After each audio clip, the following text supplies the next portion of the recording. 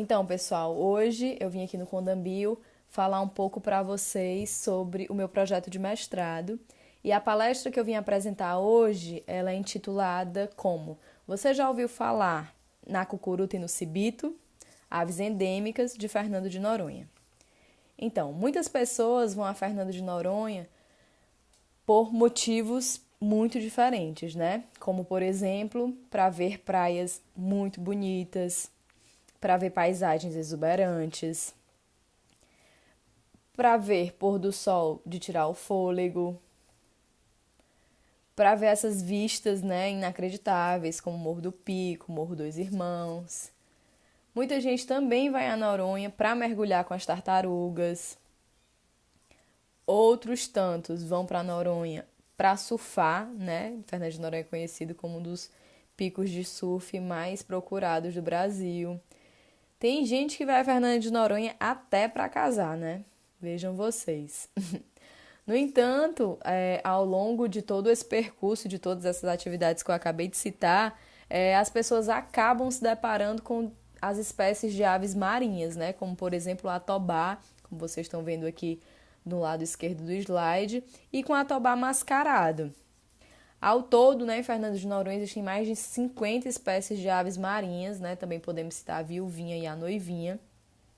No entanto, além dessas espécies de aves marinhas, existem também espécies de aves terrestres, como, por exemplo, o cibito e a cucuruta, a garça vaqueira, o pardal e a zenaida auriculata, né, que é esse columbiforme. Mas como vocês podem perceber, aqui o mapa do Brasil para o cibito e para a cucuruta, ele está totalmente em branco, né? Não tem nenhum registro nesses mapas. E já para essas três espécies do lado direito, eles estão todos salpicadinhos de vermelho, que quer dizer as densidades de ocorrência dessas espécies, né? Então tem algo diferente com o cibito e com a cucuruta, já que não tem nenhum tipo de ocorrência para essas duas espécies no continente. Então, essas duas espécies, poucas pessoas veem quando vão ao arquipélago, né? Que é a cucuruta, a Helenia ridleyana, e o cibito, que é o Vírio gracile rostris. E por que essas duas espécies são tão especiais, né? Se a gente observar aqui esses mapas, por exemplo, o mapa da distribuição dessa tartaruga, você pode ver ela ao longo de toda essa mancha azul. Já esse tubarão, por exemplo, você consegue ver aqui, né? Ao longo de todas essas manchas azuis aqui na América do Sul, na América do Norte, na África. No entanto, o cibito e a cucuruta são duas espécies que você só vai encontrar em Fernando de Noronha, né? Aqui nessa estrelazinha vermelha. E essas espécies, além de serem endêmicas, ou seja, só existirem em Fernando de Noronha, essas duas espécies também são ameaçadas de extinção. E quais são os hábitos dessas duas aves, né? Do cibito e da cucuruta? Então, eles se alimentam preferencialmente de insetos, frutos e néctar, né? Muitas pessoas confundem até com beija-flores, mas em Fernando de Noronha não existem beija-flores. Eles se reproduzem praticamente no período chuvoso, que fica no primeiro semestre, mais ou menos, e elas colocam em média 2 ovos por reprodução. E hoje, o tamanho populacional estimado para essas duas aves é de 750 indivíduos de cucuruta e de 1.000 indivíduos de cebito. E daí a pergunta, né? Por que nós viemos parar em Fernando de Noronha? Então, além de todos esses motivos que fizeram a maioria das pessoas chegarem em Fernando de Noronha, nós fomos motivados, né, por uma pergunta. Nós queríamos estudar as espécies ameaçadas de extinção de aves desse arquipélago. Então, foi esse o motivo que nos levou a Fernando de Noronha e executar esse projeto. E daí, né, vem aquele momento, né, aquele start. Quando você diz que vai estudar em Fernando de Noronha, o que a maioria das pessoas pensam, né? A sua mãe pensa logo que você vai ficar aqui nessa situação dessa foto, né? Dormindo em pé de árvore qualquer. Os turistas lhe veem vestido com aquela roupa de biólogo e acham logo que você é o Rambo. Seu orientador acha que você está ali só charlando, lazer e conforto. O resto da humanidade acha que você foi para mergulhar com tartarugas. O seu namorado acha que você vai beber todas. E os seus amigos pensam que você vai ficar ali no pôr do sol, andando de stand-up todos os dias, né? Mas vamos ver que parece que não é bem assim. Então, nosso projeto, né, todas essas motivações que nos levaram a Fernando de Noronha foi para executar o meu projeto de mestrado, né, pela Universidade Federal do Ceará, em parceria com a Universidade Federal do Paraná. E a minha dissertação teve um nome não tão bonito, né, que é Condição Corporal e Abundância das Aves Endêmicas de Fernando de Noronha. E tudo isso, toda essa dissertação foi elaborada com o intuito de responder a seguinte pergunta: a abundância e condição corporal das aves são diferentes entre a área conservada e a área antropizada da ilha? Então, para nós respondermos essa pergunta, nós determinamos 3 pontos de partida, né?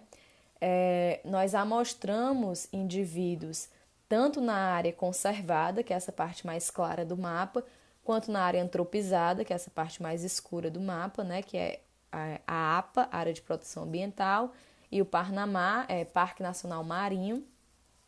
E nessas duas áreas, nós determinamos a condição corporal dos indivíduos de cibito e cucuruta e a abundância dessas aves. E determinamos a qualidade do habitat. A qualidade do habitat ela foi determinada através de 2 métodos, né? Através da disponibilidade de recurso alimentar no meio e através da caracterização da vegetação nessas áreas, que eu vou explicar um pouco mais detalhadamente lá na frente.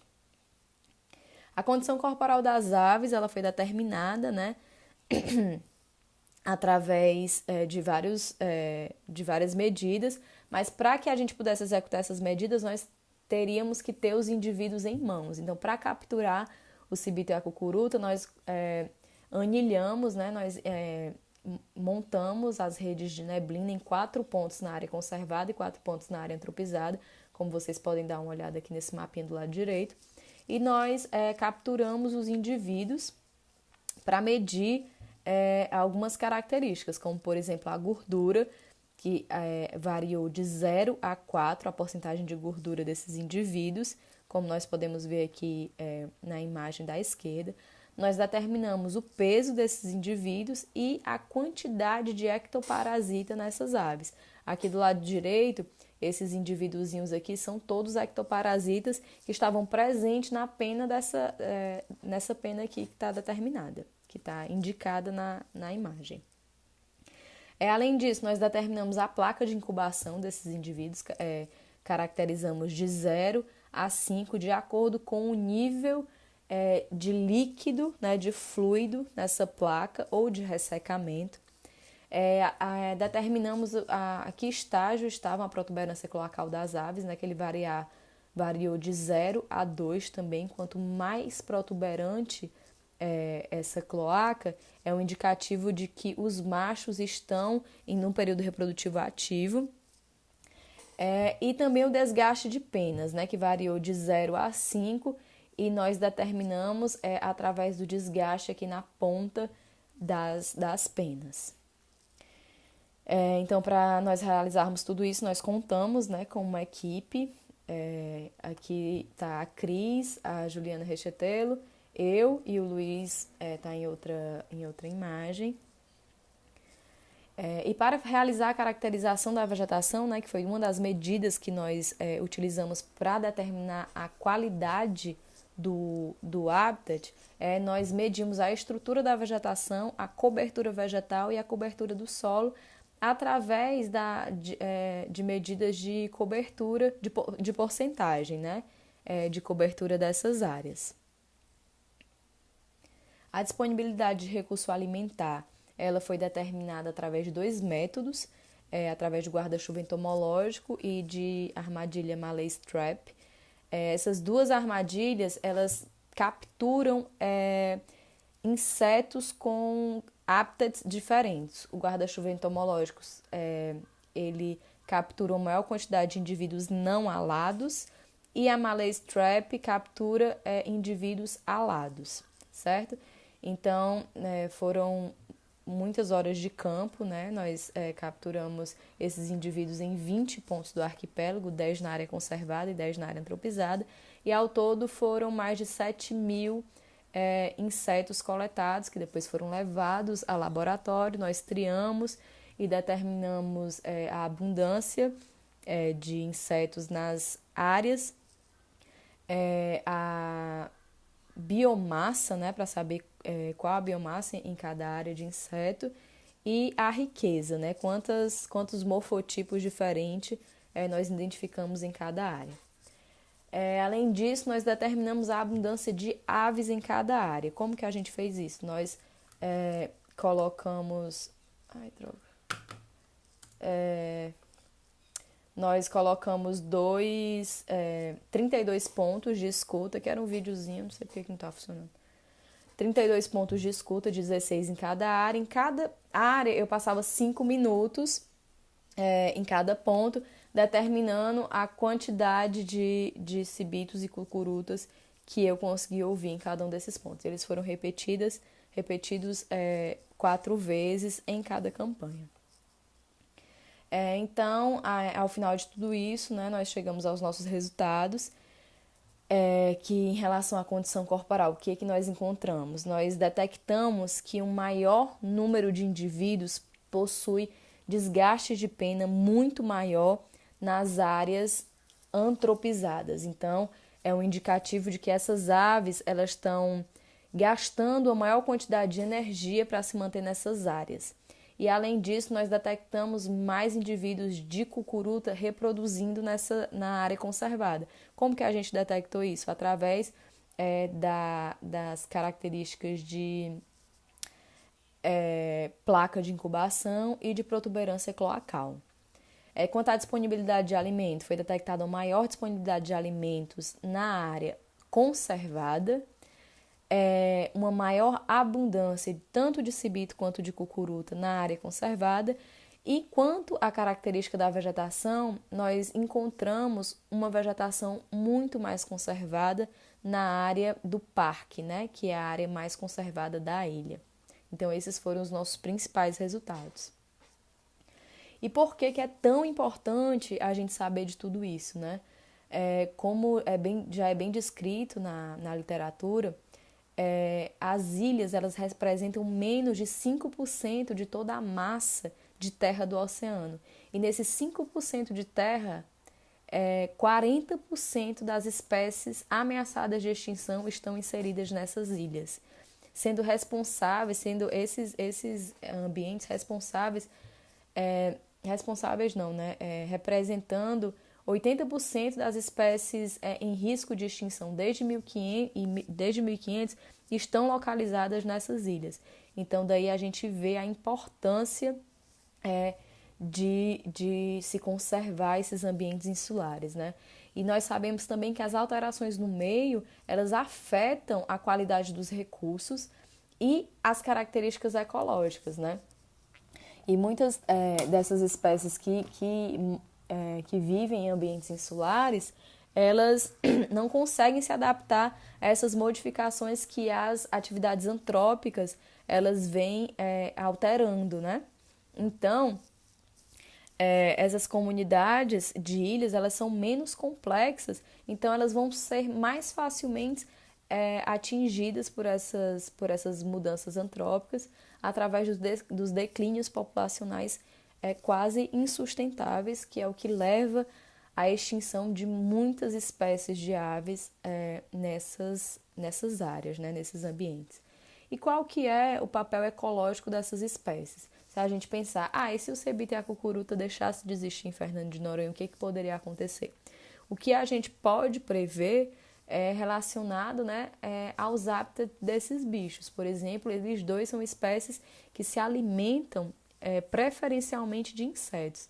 Então, se nessa ilha só existem 5 espécies de aves terrestres e dessas 5, 2 só se alimentam exclusivamente não, mas preferencialmente de insetos, então se essas 2 espécies deixarem de existir, o que pode ocorrer? O que pode ocorrer é um boom na população de insetos, né? porque elas hoje estão controlando o tamanho populacional desses insetos. E além disso, essas duas aves são dispersoras de sementes. Elas são preferencialmente insetívoras, mas na dieta de cucuruta também está contido frutos, né? A cucuruta também se alimenta de frutos, ou seja, se ela deixa de existir, nós vamos perder um dispersores de algumas espécies frutíferas da ilha, né? Então, esses são os principais papéis ecológicos dessas duas espécies. E quais são as principais ameaças do cucuruto e do cibito? Principalmente a perca do hábitat, né? Uma vez que essas ilhas ela é uma ilha altamente turística e cada vez mais vem sendo desmatada a área da APA para a construção de novas instalações. E também outra grande ameaça é a presença de espécies invasoras, né? Que, na verdade, é uma das grandes ameaças em ambientes insulares para as espécies endêmicas, né? Uma vez que essas espécies não têm nenhum tipo de comportamento de defesa em relação a grandes predadores, né? Já que na maioria das vezes elas evoluíram na ausência desses predadores. A perca de hábitat, né?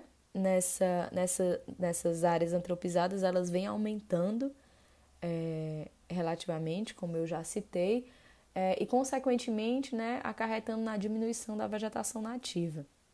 Enquanto as espécies introduzidas, hoje na ilha, podemos citar algumas, né, como, por exemplo, o pardal, o rato, o mocó, o gato e o teiu, ou tejo, né, como é conhecido em outras regiões do país.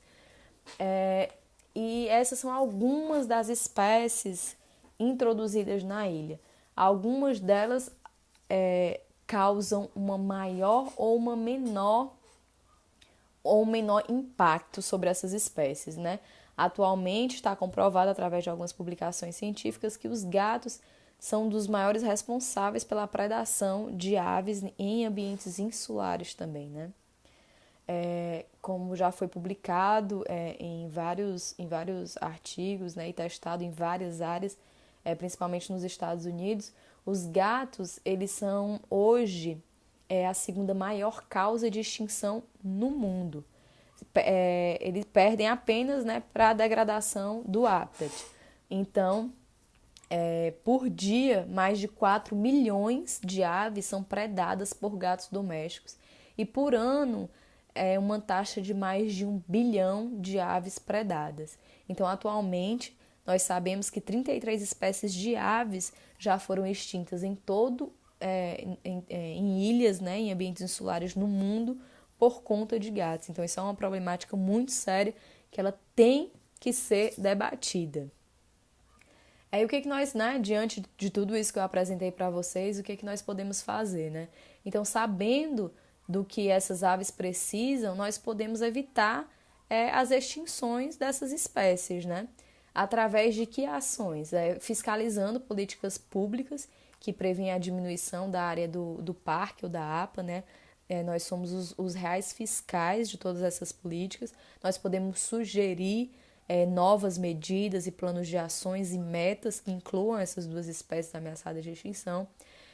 Nós podemos também abrir os nossos olhos, né, para uma realidade que é cada vez mais dramática, a relação da alimentação de espécies exóticas e domésticas em unidades de conservação, né? Então, nós podemos evitar o alimento dessas espécies, a alimentação dessas espécies nessa área e apoiar políticas públicas que incentive o controle dessas espécies invasoras, né, como gatos, ratos, tejos, nessa ilha, né, por exemplo, nessa ilha.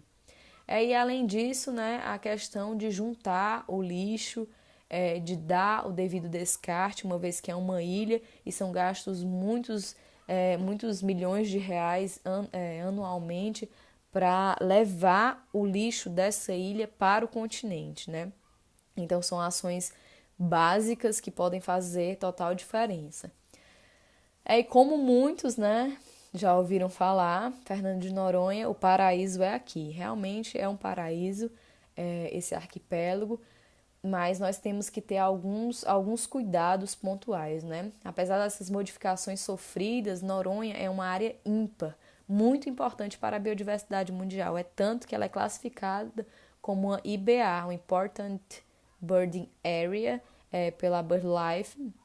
Então, se nós, né, através de políticas públicas, pudermos controlar as espécies invasoras, preservarmos as áreas do Parque da APA, utilizarmos os recursos com sabedoria e estudarmos, né, uma vez que o conhecimento científico é o que embasa, é o que dá suporte, o que dá apoio a todas essas decisões, nós vamos conseguir viver em harmonia, né, uma vez que esse lugar é muito bonito realmente, é um polo turístico e vai continuar cada ano sendo visitado por mais e mais pessoas, mas nós podemos falar um pouco mais dessa consciência ambiental e mostrar para essas pessoas que o privilégio que elas têm de estar numa área muito bonita e, além disso, elas estão numa área de importância ecológica ímpar, né? Uma vez que nessa área, que nesse arquipélago, existem 2 espécies de aves que no mundo inteiro só podem ser observadas lá, né? Então, isso é um privilégio muito grande.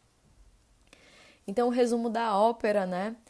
Falando um pouquinho de toda a jornada para a gente conseguir realizar esse projeto e para a gente conseguir alcançar esses resultados, foi uma saga, né? Uma saga muito grande. Nós enviamos uma pilha de documentações para a pesquisa poder ser liberada, para ser executada no arquipélago de Fernando de Noronha. Nós realizamos centenas de ligações para parceiros à procura de apoio, de parceria, para falar com instituições. Nós fizemos muitos pedidos de financiamento, tanto para instituições nacionais como para internacionais. Nós fomos agraciados. A Marinha do Brasil, ela disponibilizou o alojamento deles em Fernando de Noronha para os nossos pesquisadores. A Idea Wild é uma associação, né, estrangeira que também nos apoiou através de doações de equipamentos como binóculos, GPS. Nós também tivemos doações de uma pessoa da Inglaterra que ficou sabendo do nosso projeto e quis doar equipamentos, então também nos doou equipamentos. Ao longo do projeto, né, eu sempre brinco, eu falo que eu fiz um projeto de aves em Fernando de Noronha, mas eu medi muito mais plantas do que aves. Então, ao todos, eu medi e fotografei mais de 900 espécies de árvores e arbustos e medi mais de 7.000 insetos. Então, foi um projeto com aves, mas que envolveram aí outros fatores. E a saga continua, né? Ainda é só o começo do nosso projeto. Nós temos muitas perguntas ainda a serem respondidas. Então, quando alguém disser para vocês que foram trabalhar em Fernando de Noronha, vocês ainda vão pensar, né, que a pessoa, ainda vão lembrar desses slides e vão ter esse pré-conceito, né, a respeito dessas pessoas. Acho que não, né? Acho que eu consegui provar um pouco para vocês que a realidade da maioria dos nossos dias pareceu muito mais com esse slide do que com o anterior. Então, aqui, como vocês podem ver nessa foto da esquerda, eu mostrando de onde a gente veio e para onde a gente chegou. O look do dia não eram biquínis e praias, era um monte de equipamento pendurado na gente. A gente conseguiu carona com diversas pessoas, né? Inclusive aqui nesse camburão de carga de uma empresa aérea, porque nós não tínhamos dinheiro para financiamento nenhum, né? Para aluguel de carro, nem nada. A gente andava no campo assim, cheio de material amarrado no nosso corpo.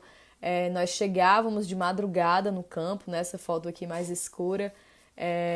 Mostra a lua lá atrás, o dia que a gente chegou. O dia não, né? Vários dias a gente chegava às 4 horas da manhã em campo.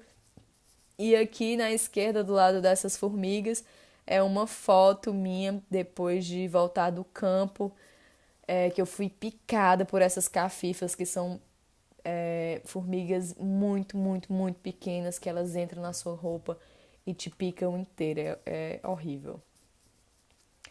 E é isso, todo esse trabalho, né, todo esse esforço deu resultado, né, um trabalho muito bonito, foi defendido, né, que foi a defesa da minha dissertação na Universidade Federal do Ceará. Também eu apresentei os resultados desse projeto no Congresso Internacional de Ornitologia, agora em 2017, na Argentina, e eu ganhei o prêmio de melhor trabalho de pós-graduação apresentado no Congresso. Então, tudo isso é fruto do nosso esforço, né, e da nossa dedicação.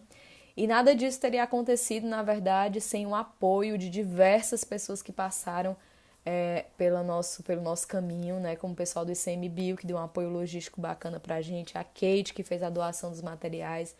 Todas essas 4 meninas aqui, elas me ajudaram na parte de triagem dos insetos, senão eu estaria contando insetos até agora. O pessoal da Marinha também, que teve um apoio logístico maravilhoso, que nos cedeu espaço no alojamento lá em Fernando de Noronha, que nos levou a campo, que ia nos buscar e deixar no carro deles.